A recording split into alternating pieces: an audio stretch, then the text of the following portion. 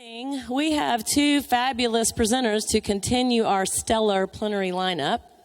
I'm going to introduce both of them to you, and we'll start with Morgan, and then Kay will come next.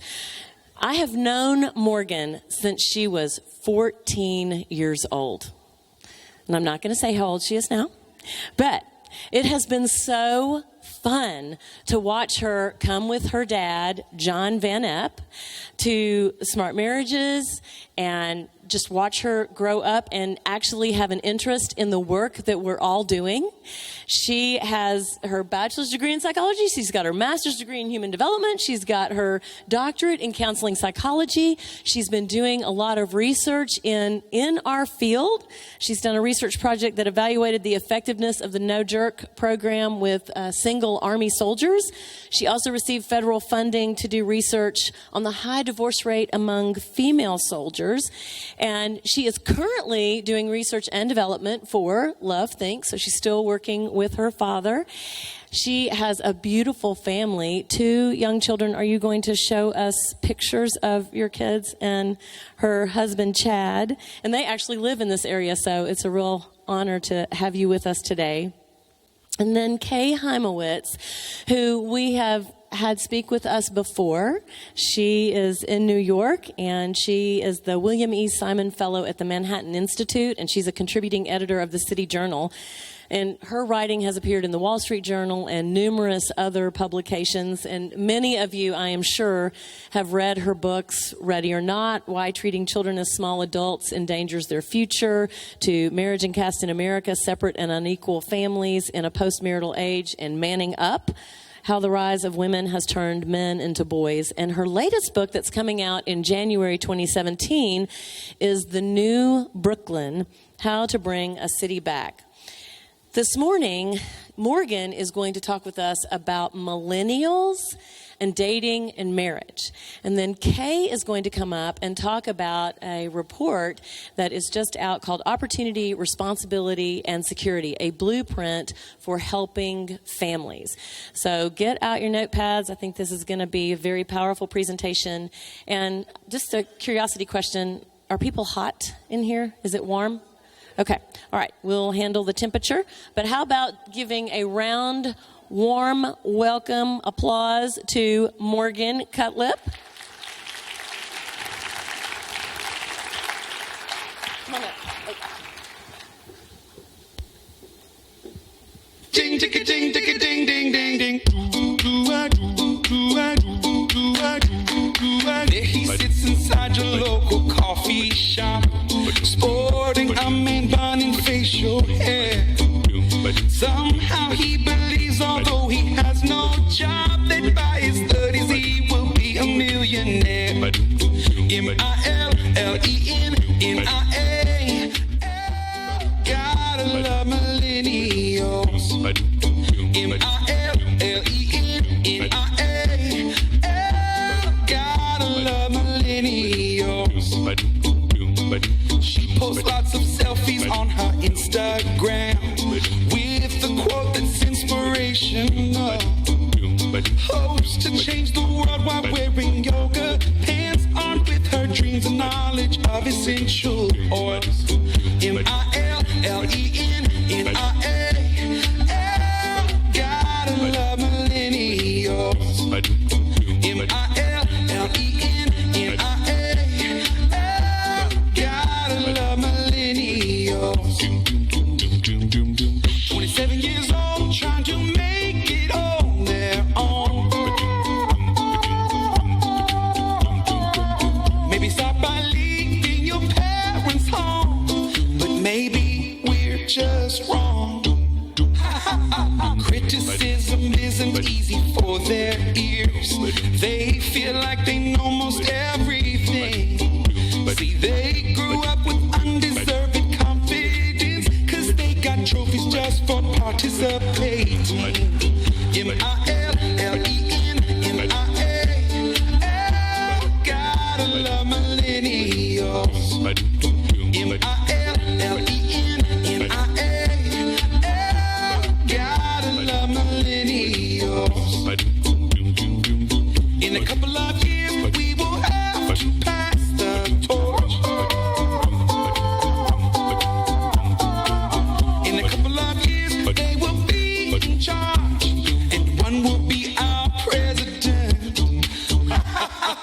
Oh no. Millennial.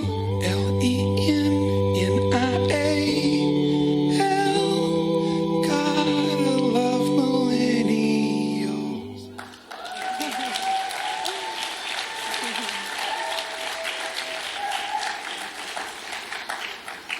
It's okay. I'm a millennial, so I'm allowed to make fun of them.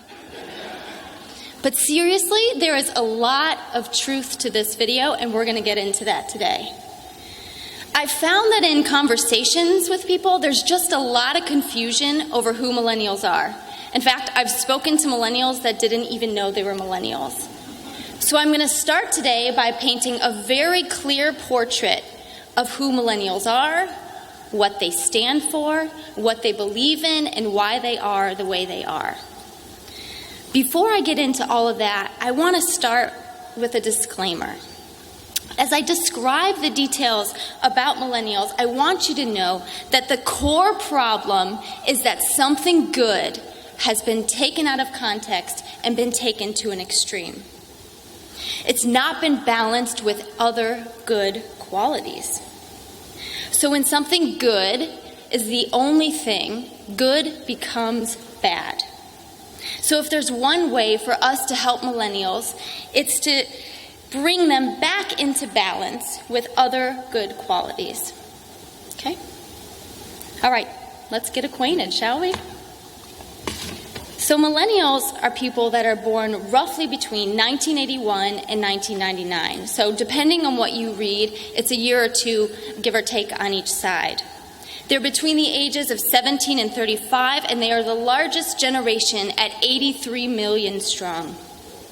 They are the most racially diverse generation in history. 43% of millennials are non-white, and 11% are born to at least one immigrant parent. This won't come as much of a surprise to any of you, but the majority of millennials are liberal, and they're democratic, and they are the most tolerant generation in history of gender, race, and sexual orientation equality.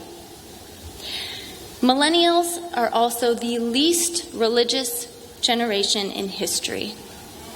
The number of students entering college who name none as their religious affiliation tripled between 1983 and 2012. This number just accelerates during and after college. Another survey found that 26% of 18 to 29-year-olds have never even prayed. Some people believe that the suspected high dropout rate among millennials is that religion is thought to believe that it contradicts with their core value system of acceptance, of tolerance, of equality. The highest rates of those leaving religion are among millennials from working class families, and there is one exception to this rule, and that's among black millennials. They're just not losing the faith. Millennials are the highest educated generation in history. 68% enroll in college, and 58% actually earn that four-year degree. Despite all of this education, 20% of millennials are living in poverty. This can be mostly explained by the high cost of education. Millennials have on average $25,000 in student loan debt. Also, just, living expenses are high. Child care is high, housing is high, the essentials are high. Millennials are also they've got it a bit harder. So between 1984 and 2011, the wealth for young adults fell by 44% when you adjust for inflation. Paul Taylor from the Pew Center said, "Millennials are in worse shape than boomers and silents were. Back when they were at the age millennials are now." So we are worse off financially. This brings me to another defining feature of millennials, which is that as of 2014, 32% of millennials are living at home with their parents. For the first time in more than 130 years, young adults are more likely to live with their parents than a spouse or a partner. Another trend that's feeding into the high rates of millennials living at home is the postponement or abandonment of marriage. Pew Research Center projected that 1 in 4 millennials may choose to not even marry. You also probably already know this, but the median age at first marriage is also increasing. 27 for women, 29 for men. All right, I want to go a bit deeper now. I want to get into their personalities and their value systems. So the millennials are often referred to as Generation Me, or the me generation. Why? Why is that? And how did they come to be this way?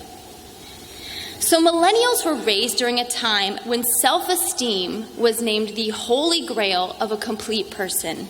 The self moved from side stage to center stage. If you think about it, it just wasn't that long ago that the self was really pretty insignificant. Your marriage was arranged, your career was chosen by your parents, religion was central to how we made decisions, and social norms dictated our behavior. You see, but the boomers set in motion the self-central way. You know, the focus on actualizing the self, finding the self, loving yourself. But the thing is, millennials, they grew up when the self was obviously central. It was taken for granted that it was central. They were raised and schooled in the philosophy of the self. In the 1980s, a self-esteem movement was born. The promotion of self-esteem caught fire. It shaped education, magazines, talk shows, parenting, and books. If you hop on Amazon right now and search self-esteem, over 101,000 books with self-esteem in the title will appear. My dad and I were talking as I was putting this together, and he said he remembers when my sister and I were growing up. If he would have said, "good girl," when we did something well, it would have been just a major parenting faux pas, right? Like it was wrong, like it was damaging to link our performance with our self-concept and our worth. This is precisely the self-esteem movement at work, that you're special for special's sake. You're not special for your achievements or working hard, but just because you're you. Millennials were provided a first-class education of the self. If you think about all the phrases that we offer as common sense advice that include the self, they're endless. Before you can love someone else, you've got to love yourself first. Just be yourself. It doesn't matter what people think. Just be yourself. That's what matters. You got to respect yourself. Hey, stand up for yourself. You got to be true to yourself. And just make yourself happy. The messages of self-love go even further because millennials were also bombarded with these misguided beliefs. If you dream it, you can do it. Anything is possible. I dare you to find a kids' show or movie that does not have a message of self-love or achieving the impossible against all odds. I was sitting at my kitchen island trying to write this all out, and I had Lion Guard. Probably you don't know what this is. Hopefully you don't.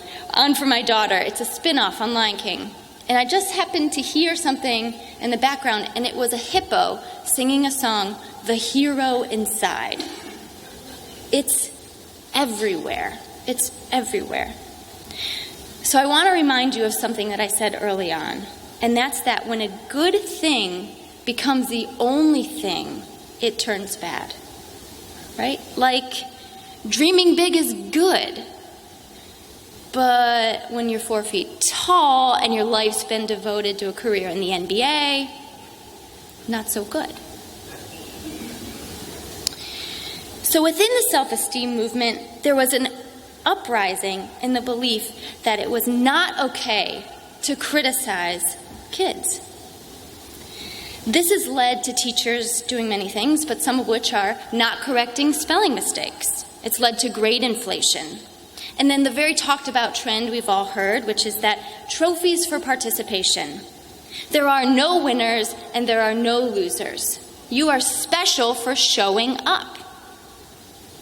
It was national news when pro football player James Harrison tweeted about taking his son's trophies away that they got for participation. This is how common this is. No winners, no losers. So where has this left us?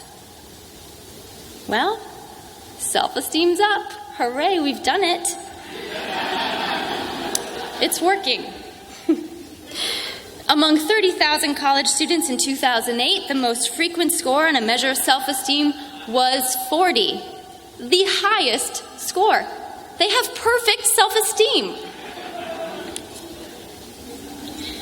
When millennials were surveyed, 61% believed they were above average in leadership ability. 76% said they're superior to their peers in their drive to achieve. 58% believe that they have an above average IQ. You know what, though? Performance is down. SAT scores, those are down. Creativity and measures of creativity is also down. This movement has not led to greater grades. In fact, self-esteem, it really hasn't been shown to be predictive of much of anything. I'll tell you what, though, narcissism is at an all-time high. A recent study found that in 2009, students were higher in narcissism than 65% of students in 1982. What's being found is that millennials have just become, not all that surprisingly, more individualistic, less worried about social approval, less interested in working hard, more rebellious against social norms, more interested in personal happiness, independence, self-sufficiency, and self-expression. This manifests in things like being less civically engaged, disrespectful and argumentative with authority figures. After all, you gotta be true to yourself and speak your mind. More tattoos and piercings, gotta express yourself. And more focus on being rich and famous. I know, what, did I get that from Cosmo? No, that's for real. There are studies on these things. A poll of 18 to 25-year-olds found that 51% of millennials said being famous was their most important goal. This was only trumped by 81% who said it was getting rich. There is an obsession with the self and the self-fulfillment.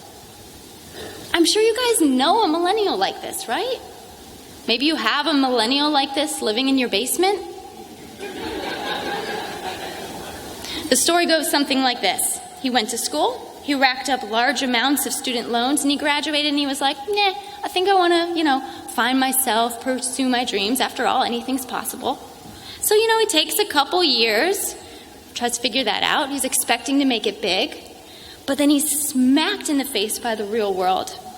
Not to mention suffering a serious ego check and a lot of disappointment because he's been told all his life anything's possible and that he's super awesome. Right? All the while, what's he doing? He's postponing marriage, family, and getting established in a career.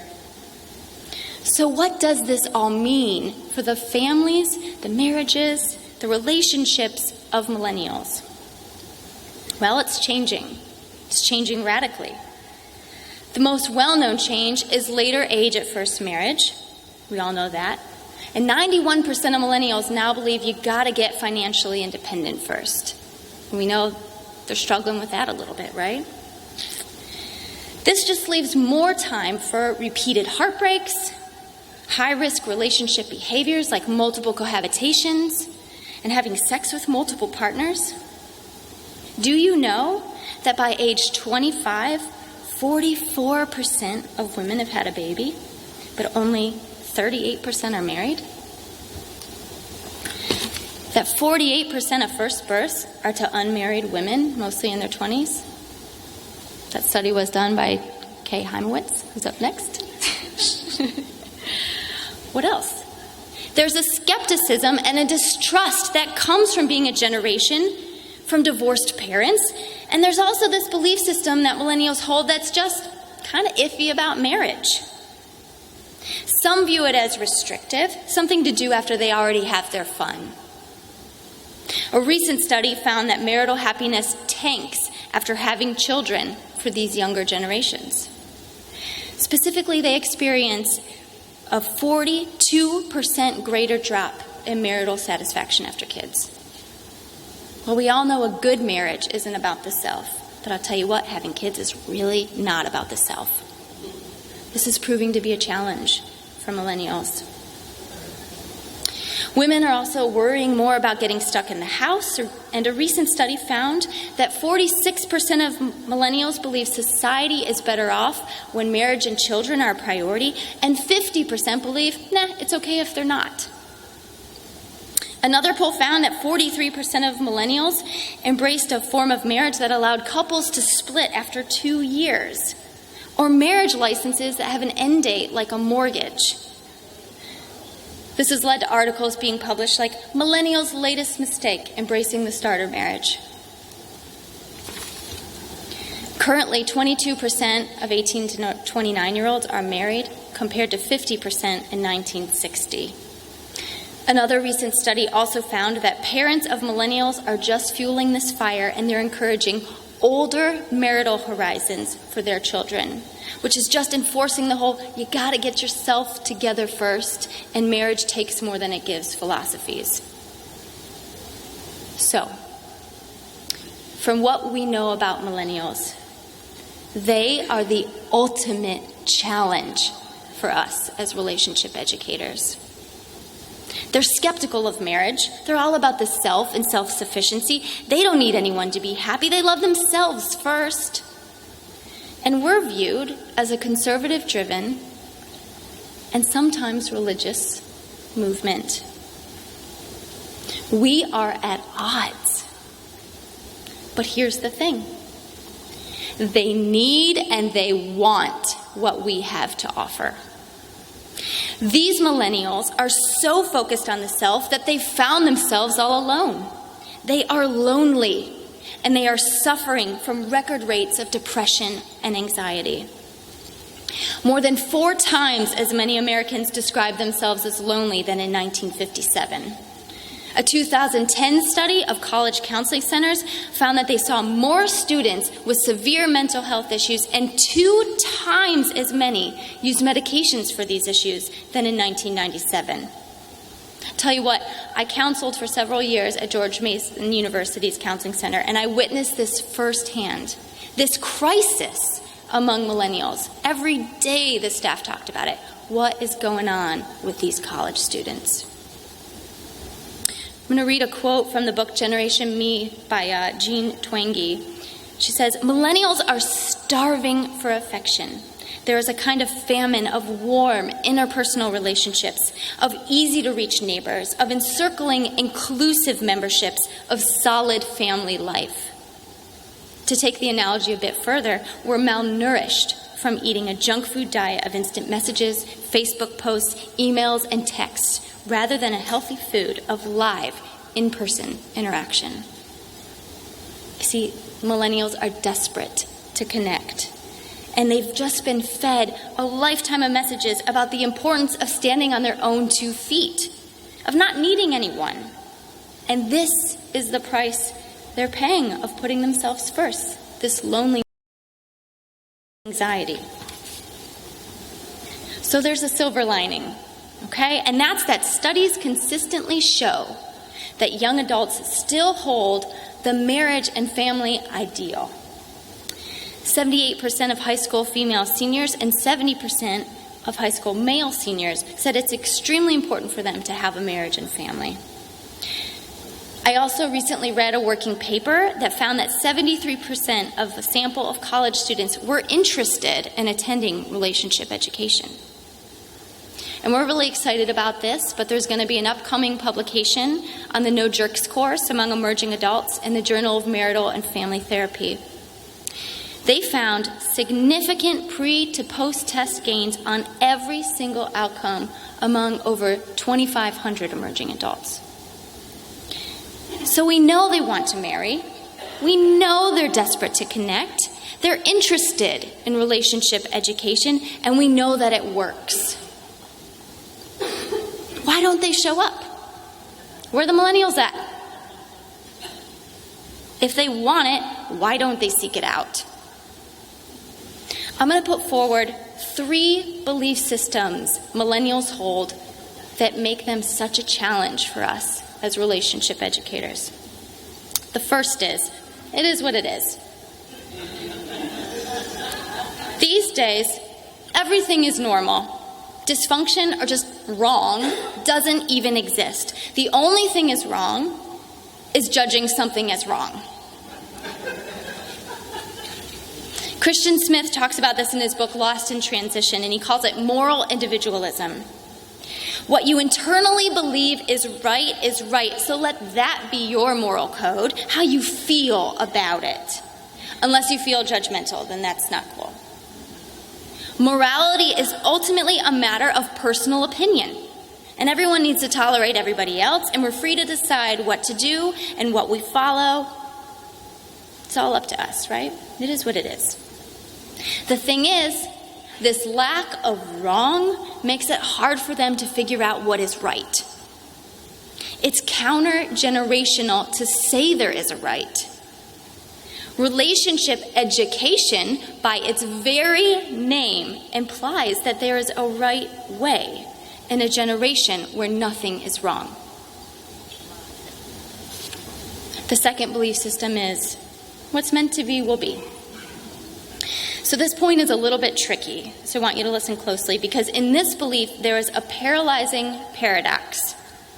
On one hand, individualism reigns, meaning I am my own person. I'm in charge of myself. Don't judge me. It's my right to be what I want, to do what I want, and I'm entitled to that.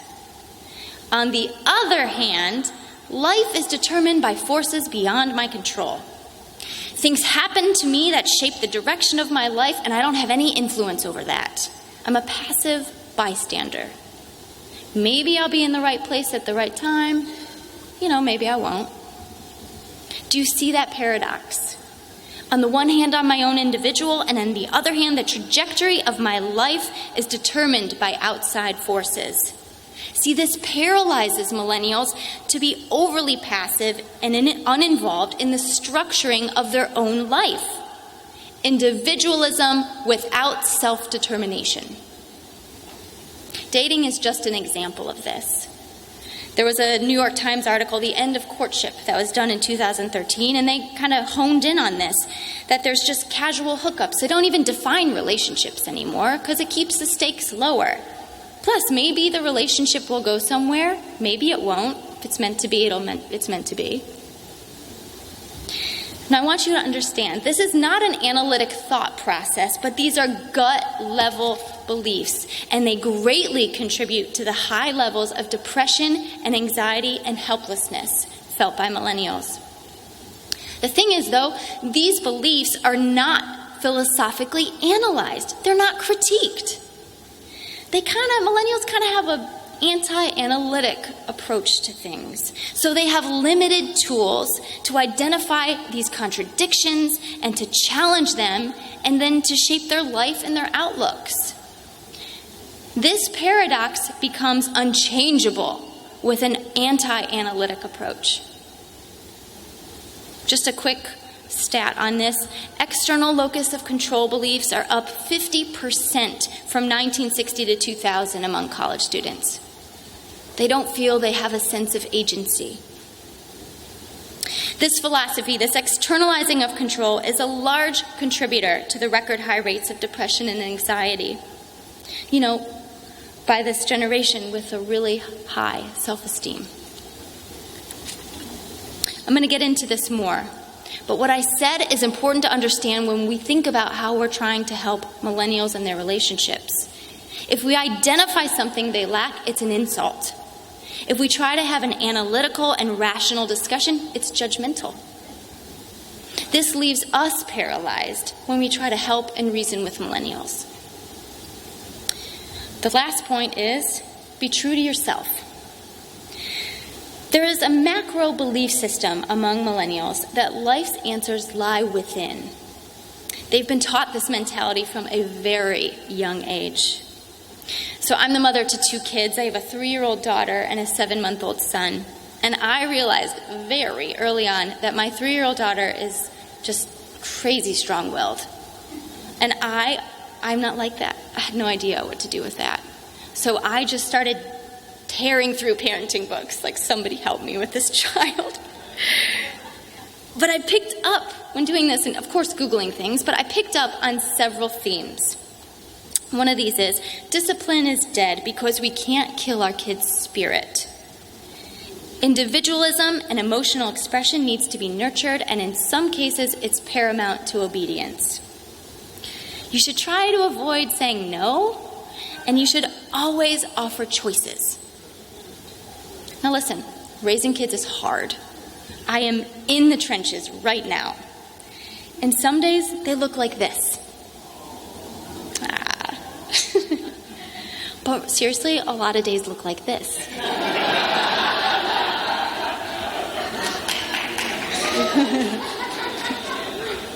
I have a master's in human development. I have a PhD in psychology, and I'm mystified some days. Okay? But I think twice about following all of these philosophies. But I feel the pressure of them. And I know I don't have all the answers, but I do know what kind of teenager and what kind of adult they will produce. But this is the stuff that fills the internet. This is the stuff that fills the parenting books. This is what millennials and now the kids of millennials will learn from birth, that what they have to say is the most important, that they are entitled to their individual choices. This is just another example of a good thing, like giving your kids choices, getting taken to the extreme, or becoming the whole of parenting and not just a piece. Millennials were raised to believe that they know best. It's no wonder narcissism is at an all-time high. It started in the home, was cultivated in the schools, and reinforced by society and the media. Millennials not only have high self-esteem, but they take pride in being independent and expressive of their needs and wants. So think about what we as relationship educators are trying to do. We are trying to teach healthy, or in their eyes, a right way to do something, to a generation that doesn't want to be told what to do. And they feel strongly, at a core, intuitive just level, that they know best. After all, the answers just lie within us, and we got to be true to ourselves. All right, so how do we help them? That's the question that needs answered, right? How do we get to these millennials? So I first want to put forward what millennials will really listen to. And that is, we need to provide information and definition without imposition. Because information and definition that isn't imposing is ultimately empowering. Millennials are lacking a sense of agency, of personal power, and we can empower them with what we've learned and what we know, but we can't impose. We got to remove that power struggle. Now, I can't speak for all organizations up here, so when I give examples today, they're going to be about what we're doing at Love Thinks. So one way at Love Thinks that we do this is through our use of the relationship attachment model. You see, the RAM is a structure that millennials can project meaning upon, and they just provide their own language to it. This empowers them to define and take control of their relationship experience. Also, we recently developed a new course called Relationship Counseling with the RAM, and this includes a guided self-assessment. This helps people discover things on their own and prompts ownership and empowerment. This is part of why our course has worked so well with this population. The recent study I told you about was statistically significant on all outcome variables, things like knowledge about relationship skills, the importance of getting to know a partner's relationship patterns, the relationship behaviors and their attitudes, identifying red flags. Information without imposition. The next important question is, all right, so we got a message that they'll hear. We got to get them there. How do we get them to show up? I'm going to put forward 3 ways to get millennials to show up, and I'm going to provide some examples of what we're doing at Love Thinks. The first, much like I coaxed my 3-year-old to use the toilet, I offer treats. These are incentives, right? And I know many of you are doing this, and you're just beyond frustrated, pulling your hair out, feeling like you're paying for participation. So I want to put this out there. Of course, you can provide the relationship education and the incentives, but it can be very powerful if the networks the millennials are in provide the incentives. Let me give you some examples. So our programs are taught widely in the military by chaplains. Sometimes they can talk to command and get command to provide extra time off for people who participate. This shows broader support of what you're doing within their network. Another example is that a No Jerks event was done on 2 college campuses. It was done at Harvard, and 5 people showed up. It was done at the University of Pittsburgh, and 300 showed up. Why? The students at the University of Pittsburgh did relationship networking with student organizations, and they talked to the professors and the student leaders of those organizations and convinced them to offer extra credit. So they networked to these other organizations, they networked with professors, and they got the network that the millennials were a part of to offer that incentive. You don't have to do everything. Connect with their networks, tie in, and have them provide the incentives. The second suggestion is tried and true. Tap into existing structures that either require participation or just get you in front of millennials. Go to the structures where they are. Things like getting marriage license, prisons, unemployment centers, universities, even counseling sessions. I spoke to millennials daily at Mason University, and they ate this stuff up. It was always a welcome conversation, as long as I wasn't preachy. One example of this is right here in California. The founder of Relate for Life, Randy Mewwerter, has taught over 20,000 young adults the No Jerks course with workbooks. He decided, partway into doing this, that he was going to offer up his cell phone number. He said, hey guys, if you have any questions after, any relationship questions, questions about the material, I'm here for you. Here's my cell phone number. It's anonymous. Text me. He has received text messages from over 5,000 students. That's thousands upon thousands of text messages. This message resonates. Another example is from the University of Akron. Dr. Van Epp taught a 2-weekend seminar training in the No Jerks course. He logged in online and he checked to see enrollment, and about as immediately as it opened up, it was filled. He was feeling pretty good about himself until he showed up on the first day, and the whole class was just the entire basketball team from the University of Akron. They were there for an easy A, I think. But the thing is, by the end of the first day, everyone had shared, everyone had gotten personal, and the class was energized by the material and the message. Also, 3 college campuses have taught the No Jerks book, and the students loved it so much that they requested to be trained. So we are now doing training instructors on 3 college campuses. So use existing structures, as many as you can, to get in front of millennials and get this message out there, because they don't always know what they need until they hear it, but it resonates. The last suggestion is to make the old brand new. What we have to share with millennials is a timeless message, and it's important not to confuse what we have to say with how we say it. Our message will remain the same, but it needs to be a bit more millennial. As you know, our society is more technology-centered, duh. And millennials are digital natives, and they grew up with technology as a given in their lives. So technology is important. Taking your stuff and putting it online, that's important. Using social media and engaging in that and advertising online, that's all important. We have to meet millennials where they are. But the pendulum is swinging. Reaching people online isn't the only answer. People want to connect. This generation needs to connect. Don't abandon this face-to-face interaction for technology, you've got to blend the two. Because all of our material and all of our stuff online will not accomplish our mission. We must create bridges from the online to the face-to-face. A perfect example of this is a startup that was founded in 2002 called Meetup. It was founded by two guys, Scott Hefferman and Matt Meeker. And they were inspired by strangers connecting after the tragedy on 9/11.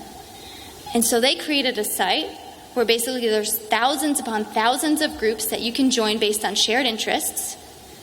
And then you organize in-person events. Now get this. Meetup brought back something old. Clubs. They just called it something new. Hey, Meetup, that sounds cool. So when the concept is old, but it's tried and true, call it something new. We need to rebrand relationship education. And the first step is to stop calling it relationship education. The language we need, or the language we use, needs to be congruent with all I've told you about who they are and how they think. Another thing that Meetup did that we need to take to heart is that it was the perfect blend of technology and in-person interactions. Okay, so one more quick example, because it's way too cute not to talk about, are cuddle parties. I'm not even making this stuff up. These started in New York City in 2004 because two relationship coaches believed people weren't getting enough of their healthy daily doses of non-sexual touch. These have been held all over the world. They're a phenomenon. Even cuddle shops are popping up where you pay to cuddle with strangers. I know. The thing is, people want connection. Like I said, the pendulum is swinging. You've got to look for ways to reach them online. But live, face-to-face, it's a necessity. The next big thing, it's the old thing. So find ways to bring them in using online resources. So we've talked about millennials, who they are, what's happening in their relationships, and major beliefs that create challenges for us as relationship educators. And I've given you some concrete ways they can be reached. Incentives through millennials networks. Use existing structures to go where millennials are. And make the old brand new again. So I want to end on this point. They want what we've got. They want what you have. Be encouraged. You've got a message about what we crave, and that's close human relationships, companionship. We aren't supposed to be about just finding ourselves, but finding others. You have a message that giving to another doesn't mean losing yourself, but that we gain when we give. These messages are desperately wanted, and when millennials hear it, it resonates. Be encouraged. Renew your commitment to reach millennials. I challenge you. Step into their world, but don't leave yours behind. Take it with you. Thank you.